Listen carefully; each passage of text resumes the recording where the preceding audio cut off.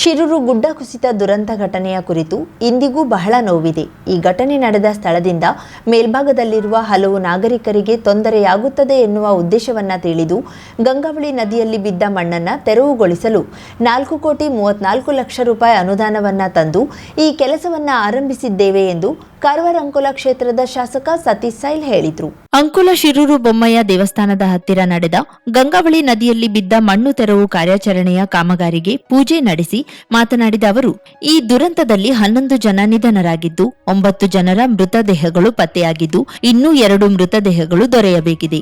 ಈ 11 ಜನರ ನೆನಪಿನಲ್ಲಿ ಅವರ ಹೆಸರು ಶಾಶ್ವತವಾಗಿರುವಂತೆ ಒಂದು ದೀಪದ ಕಂಬ ಮಾಡಿ ಅವರ ಹೆಸರನ್ನ ಬರೆದು ಶಾಶ್ವತವಾಗಿಡುವ ಕೆಲಸ ಮಾಡುತ್ತೇನೆ.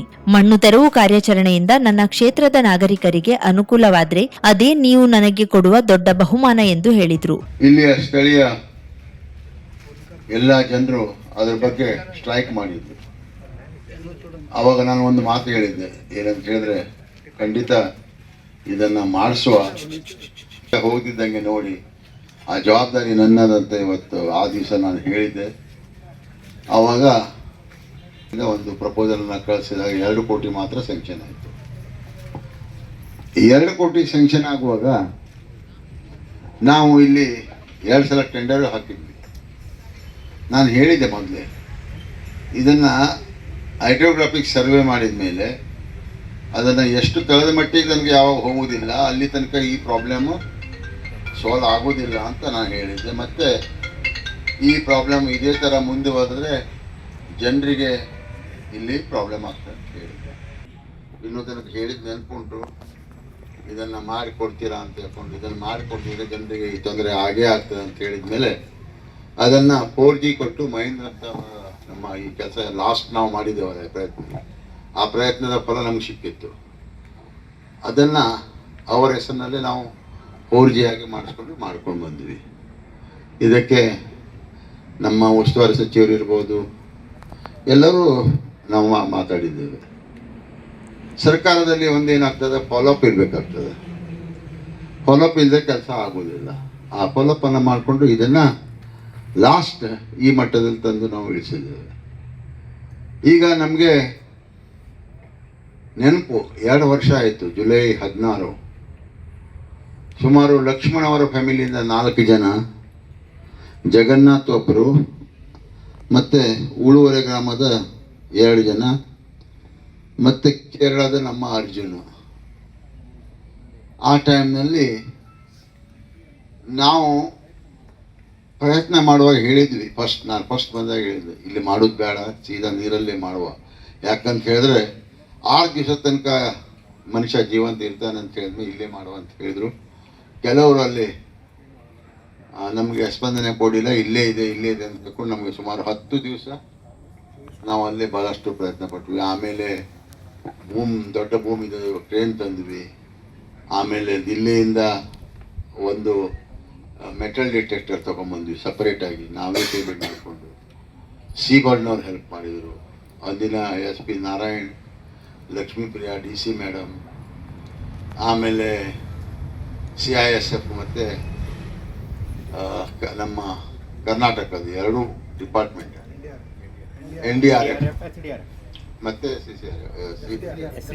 SDRF ಎಲ್ಲರೂ ಪ್ರಯತ್ನ ಮಾಡಿದ್ರೆ ಅದು ಸಕ್ಸಸ್ ಆಗಿಲ್ಲ. ಮತ್ತು 42 ದಿವಸದಲ್ಲಿ ಇದನ್ನು ಕ್ಲೋಸ್ ಮಾಡಬೇಕಂತ ಕೇಳಿದಾಗ ನನಗೆ ವೇಣುಗೋಪಾಲ್ ಅವರು ಮತ್ತು ಸಿದ್ದರಾಮಯ್ಯ ನನಗೆ ಕೇಳಿದರು, ಇದು ಕ್ಲೋಸ್ ಮಾಡೋದು ಅಂತ ಅವ್ರು ಹೇಳ್ತಿದ್ದಾರೆ, ಏನು ಮಾಡಬೇಕು ಸರ್, ನಮ್ಮ ಮತ್ತೊಂದು 10-15 ದಿವಸ 20 ದಿವಸ ಟೈಮ್ ಕೊಡಿ, ವಿ ವಿಲ್ ಟ್ರೈ. ಮತ್ತು ನಾವು ಅದಕ್ಕೆ ಗೌರ್ಮೆಂಟಿಗೆ ಇದಕ್ಕೆ ಟೆನ್ಷನ್ ತರುವುದಿಲ್ಲ, ನಾವೇ ಪ್ರಯತ್ನ ಮಾಡ್ತೇವೆ. ನಮ್ಮದೇ ಒಂದು ಟೀಮ್ ಇದೆ, ಲೋಕಲ್ ಟೀಮ್ ಇದೆ. ಲೋಕಲ್ ಟೀಮ್ ಆದ ಫಿಷರ್ಮೆನ್ ಅಂದರೆ ನಿಮ್ಗೆ ಗೊತ್ತುಂಟು, ಮೀನುಗಾರರು ಬಾಂಧವರು ಗೊತ್ತುಂಟಲ್ಲ. ಇಲ್ಲಿ ಈ ನದಿ ಅಂದರೆ ಅವರಿಗೆ ಒಂದೇನು, ನಮ್ಮ ಪ್ಲೇ ಗ್ರೌಂಡ್ ಇದೆ, ನಮಗೆ ಪ್ಲೇ ಗ್ರೌಂಡ್ ಇದ್ದರೆ ಅದು ನದಿ ಅವರಿಗೆ ಪ್ಲೇ ಗ್ರೌಂಡು, ಸಮುದ್ರ ಅವರಿಗೆ ಪ್ಲೇ ಗ್ರೌಂಡು. ಅದನ್ನು ನಾವು ಖಂಡಿತ ಮಾಡ್ತೇವೆ ಅಂತ ಹೇಳ್ಕೊಂಡು ಮಹೇಂದ್ರ ಆಲ್ಸೋ ಬಿಲಾಂಗ್ಸ್ ಟು.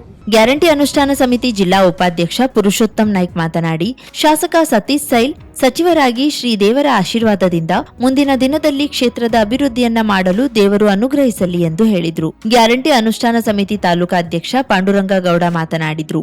ಬಂದರು ಇಲಾಖೆ ಕಾರ್ಯನಿರ್ವಾಹಕ ಅಭಿಯಂತರ ಟಿಎಸ್ ರಾಠೋಡ್ ಮಾತನಾಡಿ, ಈ ಯೋಜನೆ ಕಾರ್ಯಗತಗೊಳ್ಳುವಲ್ಲಿ ಶಾಸಕ ಸತೀಶ್ ಸೈಲರ ಪಾತ್ರ ಬಹುಮುಖ್ಯವಾಗಿದೆ ಎಂದರು. ತಹಶೀಲ್ದಾರ್ ನಿಶ್ಚಲ್ ನರೋನಾ ಮಾತನಾಡಿ, ಶಾಸಕ ಸತೀಶ್ ಸೈಲರು ಒಮ್ಮೆ ನುಡಿದರೆ ಅಂತೆಯೇ ನಡೆಯುತ್ತಾರೆ ಎಂದರು.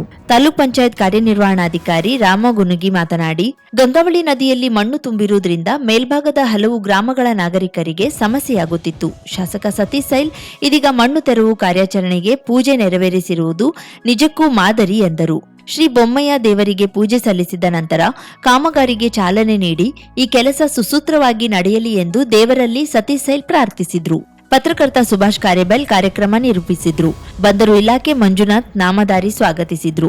ಬಂದರು ಇಲಾಖೆಯ ಸಹಾಯಕ ಕಾರ್ಯನಿರ್ವಾಹಕ ಅಭಿಯಂತರ ರಾಜ್ಕುಮಾರ್ ಹೆಗಡೆ ವಂದಿಸಿದ್ರು. ಈ ಸಂದರ್ಭದಲ್ಲಿ ಡಿಸಿಸಿ ಜಿಲ್ಲಾಧ್ಯಕ್ಷ ಸಾಯಿ ಗಾಂವ್ಕರ್, ರಾಜ್ಯ ಮಹಿಳಾ ಪ್ರಧಾನ ಕಾರ್ಯದರ್ಶಿ ಸುಜಾತಾ ಗಾಂವ್ಕರ್, ತಾಲೂಕಾ ಯುವ ಒಕ್ಕೂಟದ ಅಧ್ಯಕ್ಷ ಗೋಪು ನಾಯಕ್ ಅಡ್ಲೂರು, ಬ್ಲಾಕ್ ಕಾಂಗ್ರೆಸ್ ಅಧ್ಯಕ್ಷ ಮಂಜೇಶ್ವರ್ ನಾಯಕ್, ನಿವೃತ್ತ ಪ್ರಾಚಾರ್ಯ ಜಿಪಿ ನಾಯಕ್ ಸೇರಿದಂತೆ ಪ್ರಮುಖರು ಉಪಸ್ಥಿತರಿದ್ದರು. ಕರಾವಳಿ ಮುಂಜಾವು ಡಿಜಿಟಲ್ ನ್ಯೂಸ್, ಸುಭಾಷ್ ಕಾರೇಬೈಲ್, ಅಂಕೋಲಾ. ಮಾನ್ಯ ಶಾಸಕರದು ಒಂದು ಸ್ಪೆಸಿಫಿಕ್ ಕ್ಯಾರೆಕ್ಟರ್ ಇದೆ. ನಾನು ನೋಡಿದ್ದೀನಿ ಇಷ್ಟು ದಿನ, ಈಗಲ್ಲ ಮುಂಚೆನೂ ಸಹ ನೋಡಿದ್ದೀನಿ. ಅವರು ಹಠಮಾರಿ ಈಗ ಇದು ಮಾಡ್ತೀನಂದ್ರೆ ಮಾಡೇ ಮಾಡ್ತಾರೆ. ಸೊ ಈಗ ಈ ಸಂದರ್ಭದಲ್ಲಿ ಅವರು ಕ್ರಿಕೆಟ್ ಗ್ರೌಂಡ್ ಬಗ್ಗೆ ಹೇಳಿದ್ದಾರೆ ಅಷ್ಟೇ, ಬಟ್ ಅವರು ಅದನ್ನು ಮನಸ್ಸಿಂದ ಬಿಟ್ಕೊಡಲ್ಲ. ನಾವೆಲ್ಲರೂ ಮರೆಯಬಹುದು, ಅವರು ಮರೆಯಲ್ಲ. ಸೊ ಅವ್ರು ಮಾಡೇ ಮಾಡ್ತಾರೆ ಅನ್ನೋದು ನಂಗೆ ಗ್ಯಾರಂಟಿ ಇದೆ, ಮತ್ತು ಅವರು ಬಿಡಲ್ಲ ನನಗೆ. ಗ್ಯಾರಂಟಿ ಜಿಲ್ಲಾ ಗ್ಯಾರಂಟಿ ಉಪಾಧ್ಯಕ್ಷರಾಗಿರುವ ಪುರುಷೋತ್ತಮ್ ನಾಯ್ಕ್ ಅವರೇ, ತಾಲೂಕಾ ಗ್ಯಾರಂಟಿ ಅಧ್ಯಕ್ಷರಾಗಿರುವ ಪಾಂಡುರಂಗೌಡ್ರೆ, ಡಬ್ಲಿ ಪೋರ್ಟ್ರವರೇ, ಅಂಕೋಲಾ ತಹಶೀಲ್ದಾರ್ ಅವರೇ, ಹಾಗೂ ಸಾರ್ವಜನಿಕರೇ ಮತ್ತು ಮಾಧ್ಯಮ ಮಿತ್ರರು, ತಮಗೆಲ್ಲ ತಿಳಿದಿರುವ ಹಾಗೆ ಜುಲೈ 16, 2024ರಲ್ಲಿ ನಮ್ಮ ಅಂಕೋಲಾದಲ್ಲಿ ಒಂದು ದೊಡ್ಡ ದುರಂತ ನಡೆದೋಗಿತ್ತು. ಶಿರೂರು ಗುಡ್ಡ ಕುಸಿತ. 2025-26ನೇ ಸಾಲಿನ ಎಸ್ಎಸ್ಎಲ್ಸಿ ವಾರ್ಷಿಕ ಪರೀಕ್ಷೆಯ ಕನ್ನಡ ಭಾಷಾ ವಿಷಯದಲ್ಲಿ 100% ಅಂಕ ಪಡೆದ ವಿದ್ಯಾರ್ಥಿಗಳಿಗೆ ಕನ್ನಡ ಸಾಹಿತ್ಯ ಪರಿಷತ್ ವತಿಯಿಂದ ಅಭಿನಂದನಾ ಸಮಾರಂಭವು ಯಲ್ಲಾಪುರ ಪಟ್ಟಣದ ಟಿಎಂಎಸ್ ಸಭಾಭವನದಲ್ಲಿ ಶುಕ್ರವಾರ ನಡೆಯಿತು. ಶಾಸಕ ಶಿವರಾಮ್ ಹೆಬ್ಬಾರ್ ಸಮಾರಂಭವನ್ನ ಉದ್ಘಾಟಿಸಿ ಮಾತನಾಡಿದ್ರು. ಜಿಲ್ಲಾ ಕನ್ನಡ ಸಾಹಿತ್ಯ ಪರಿಷತ್ ಅಧ್ಯಕ್ಷ ಬಿಎನ್ ವಾಸರೆ ಅಧ್ಯಕ್ಷತೆ ವಹಿಸಿ ಮಾತನಾಡಿದ್ರು. ಕ್ಷೇತ್ರ ಶಿಕ್ಷಣಾಧಿಕಾರಿ ರೇಖಾ ನಾಯ್ಕ್ ವಿದ್ಯಾರ್ಥಿಗಳನ್ನ ಸನ್ಮಾನಿಸಿದ್ರು. ತಾಲೂಕಾ ಕಸಾಪ ಅಧ್ಯಕ್ಷ ಸುಬ್ರಹ್ಮಣ್ಯ ಭಟ್, ಸಾಹಿತಿ ಟಿವಿ ಕೋಮಾರ್, ಜಿಲ್ಲಾ ಪ್ರೌಢಶಾಲಾ ಸಹ ಶಿಕ್ಷಕರ ಸಂಘದ ಅಧ್ಯಕ್ಷ ಅಜಯ್ ನಾಯಕ್, ತಾಲೂಕಾ ಪ್ರಾಥಮಿಕ ಶಾಲಾ ಶಿಕ್ಷಕರ ಸಂಘದ ಅಧ್ಯಕ್ಷ ಆರ್ಆರ್ ಭಟ್, ತಾಲೂಕಾ ಪ್ರೌಢಶಾಲಾ ಸಹ ಶಿಕ್ಷಕರ ಸಂಘದ ಅಧ್ಯಕ್ಷ ವೆಂಕಟೇಶ್ ಪಾಲನ್ಕರ್ ಮೊದಲಾದವರು ಮಾತನಾಡಿದ್ರು. ಕನ್ನಡ ಸಾಹಿತ್ಯ ಪರಿಷತ್ತಿನ ಗೌರವ ಕಾರ್ಯದರ್ಶಿ ಜಿಎನ್ ಭಟ್ ತಟ್ಟಿಗದ್ದೆ ಸ್ವಾಗತಿಸಿದ್ರು. ಸಂಜೀವ್ ಕುಮಾರ್ ಹೊಸಗೇರಿ ನಿರ್ವಹಿಸಿದ್ರು. ಡಿಎನ್ ಗಾಂವ್ಕರ್ ವಂದಿಸಿದ್ರು. Karavali Munjavu digital news, GN Bhat Tattigadde, Yellapur. 50,000ಕ್ಕೂ ಅಧಿಕ ಸಬ್ಸ್ಕ್ರೈಬರ್ಸ್, 1.68 ಕೋಟಿಗೂ ಮೀರಿದ ವ್ಯೂಸ್, ಸುದ್ದಿಯೊಂದು 10 ಲಕ್ಷಕ್ಕೂ ಹೆಚ್ಚು ವ್ಯೂಸ್ ಕಂಡ ಹೆಗ್ಗಳಿಕೆ, ವಸ್ತುನಿಷ್ಠ ಮತ್ತು ಖಾತ್ರಿಯಾದ ವರದಿಗಾರಿಕೆ, ಉತ್ತರ ಕನ್ನಡದ ಅತಿ ಹೆಚ್ಚು ಸಬ್ಸ್ಕ್ರೈಬರ್ ಹೊಂದಿರುವ ಯೂಟ್ಯೂಬ್ ಚಾನೆಲ್ ಕರಾವಳಿ ಮುಂಜಾವು ಡಿಜಿಟಲ್ ವೀಕ್ಷಕರಿಗೆ ಧನ್ಯವಾದ. ಇನ್ಮುಂದೆ ಸುದ್ದಿಯಲ್ಲ ಮತ್ತಷ್ಟು ಸೊಗಸು. ನಿಮ್ಮಲ್ಲಿಯ ಸಭೆ ಸಮಾರಂಭ, ಅಂಗಡಿ ವ್ಯಾಪಾರ ಮಳಿಗೆಯ ಸಹಕಾರಿ ಸಂಸ್ಥೆಯ ಶುಭಾರಂಭದ ಕಾರ್ಯಕ್ರಮಗಳ ವಿಸ್ತೃತ ವಿಡಿಯೋ ಸುದ್ದಿ. ಸಂಪರ್ಕಿಸಿ ನಮ್ಮ ಕರಾವಳಿ ಮುಂಜಾವು ಡಿಜಿಟಲ್ ಪ್ರತಿನಿಧಿಗಳನ್ನ.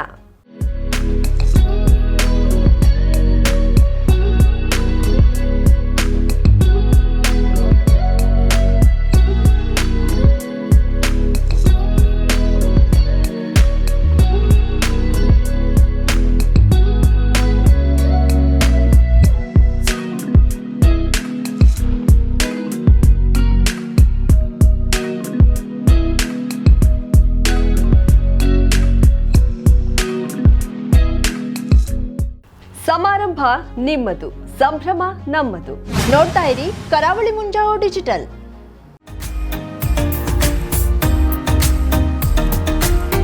ಮಿಲನ್ ಎಂಟರ್ಪ್ರೈಸಸ್ ಬೃಹತ್ ಎಲೆಕ್ಟ್ರಾನಿಕ್ ಹಾಗೂ ಫರ್ನಿಚರ್ ಮಳಿಗೆ. ಉತ್ತರ ಕನ್ನಡ ಜಿಲ್ಲೆಯಲ್ಲೇ ಅತಿ ಹೆಚ್ಚು ಮಳಿಗೆಗಳನ್ನ ಹೊಂದಿರುವ, ಅತಿ ಹೆಚ್ಚು ಸಂತೃಪ್ತ ಗ್ರಾಹಕರನ್ನ ಹೊಂದಿರುವ ಮೂಲಕ ಹೆಗ್ಗಳಿಕೆಗೆ ಪಾತ್ರವಾಗಿರುವ ಏಕೈಕ ಸಂಸ್ಥೆ ಮಿಲನ್ ಎಂಟರ್ಪ್ರೈಸಸ್. ನಮ್ಮ ಮಳಿಗೆಗಳಲ್ಲಿ ಪ್ರಸಿದ್ಧ ಕಂಪನಿಗಳ electronic refrigerator, washing machine, LED TV, ಎಸಿಗಳು ಲಭ್ಯ.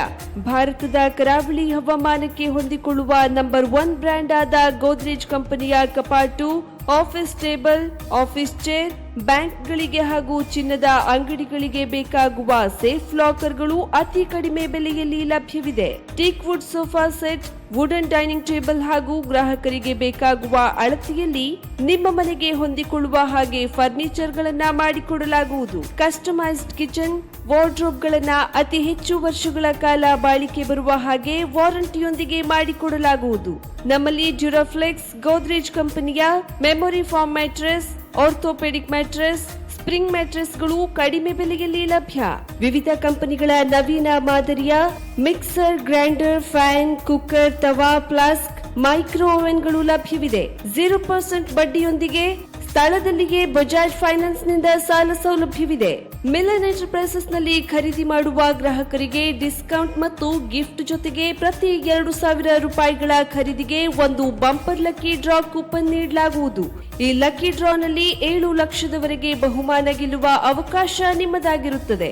ಲಕ್ಕಿ ಡ್ರಾದಲ್ಲಿ 1 ಕಾರ್, 2 ಬೈಕ್ ಮತ್ತು ರೆಫ್ರಿಜರೇಟರ್, ವಾಷಿಂಗ್ ಮಷೀನ್ ಸೇರಿದಂತೆ 30 ಲಕ್ಕಿ ಗ್ರಾಹಕರಿಗೆ ಬಹುಮಾನ ಗೆಲ್ಲುವ ಅವಕಾಶ. ಗ್ರಾಹಕರ ಸಂತೃಪ್ತಿಗೆ ನಮ್ಮ ಮೊದಲ ಆದ್ಯತೆ ಎನ್ನುವುದು ಮಿಲನ್ ಎಂಟರ್ಪ್ರೈಸಸ್ನ ವಾಕ್ಯ.